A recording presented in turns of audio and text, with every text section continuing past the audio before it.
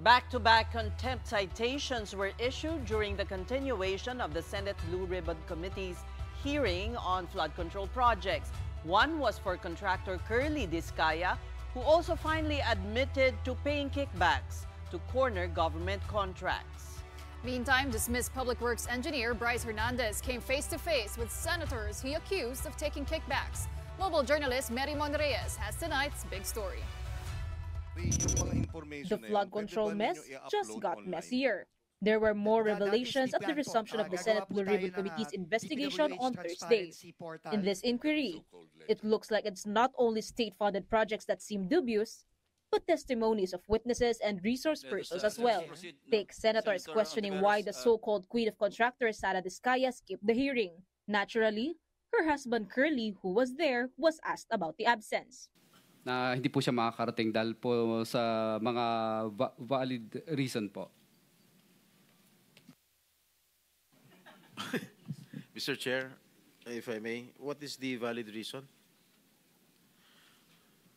Bali ano po, may ano po siya, yung may heart condition din po siya.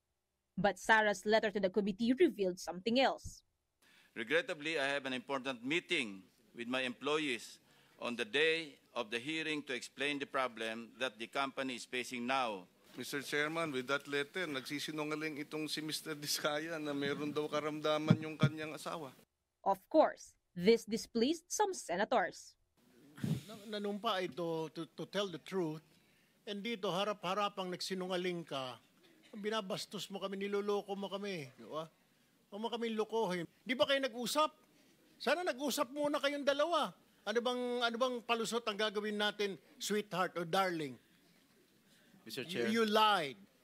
You lied. The letter excuse of Mrs. Discaya is totally unacceptable. Huwag niyang bababuhin tong hearing nito. Mr. Discaya was instantly apologetic, but his succeeding statements just made matters worse for him and his wife.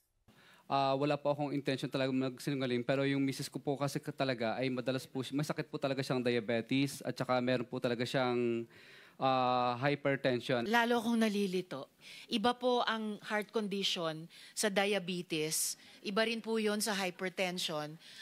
In the end, the Blue Ribbon panel cited Curly Discaya in contempt. They also issued a show cause order against his wife, Sara. Nevertheless, Curly continued with his testimony where he admitted to have paid 10 to 25% SOP or kickbacks to win projects. He claimed the payoff was delivered to the Public Works Office in Quezon City or to personnel of COM congressmen. Saan yun nilalagay ang pera? Nasa paper bag lang po. Paper bag? Kasha.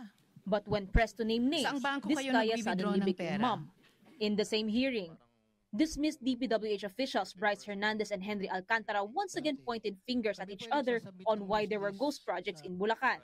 Hernandez again showed photographs of wads of cash and other proof to insist that it was his former boss Henry Alcantara that orchestrated the show-off. Ayan ayan, may relo. Relo mo ba yan? Baka po, Your Oh, sige, ikaw na nga talaga, hindi baka. Alcantara remains adamant that he knew nothing about any ghost project when he was still head of the Bulacan 2nd District. Talaga pong wala po kong alam sa ghost project na yan, Your Honor. Dalawang hearing na itong nagsisinungaling, sa mga taong sa baba, lahat may kasalanan, ikaw wala. District engineer ka, hindi mo alam na may ghost project. I think this person is lying. For this, Alcantara was also cited in contempt. He joins Curly Discaya and his fellow BGC Boys or Bulacan group of contractors, as Senator Lacson called it, Hernandez and JP Mendoza on the contempt list of the upper chamber. Mendoza today tagged former DPWH Secretary Manny Bonoan in an alleged kickback scheme involving Senator Joel Villanueva. Another development from the Blue Ribbon hearing. CCTV footage was shown of Mina El Amparo Jose, owner of WJ Construction, entering the Senate premises on August 19. Hernandez identified her as the woman who brought obligations or lagay to the proponents of flood control projects in the Senate. In the footage, she headed straight to the office of Senator Erwin Tulfo. Tulfo admitted that Jose went to his office, but he explains it's because he's seeking to have his veranda fixed and Jose offered her services. After learning she's involved in the flood control anomaly, Tulfo immediately canceled the contract. For her part, Mina said that when she went to the Senate, she first stopped by Beng Ramos, the alleged employee of Senator Jinggoy Estrada, who Hernandez said he talked to about obligations.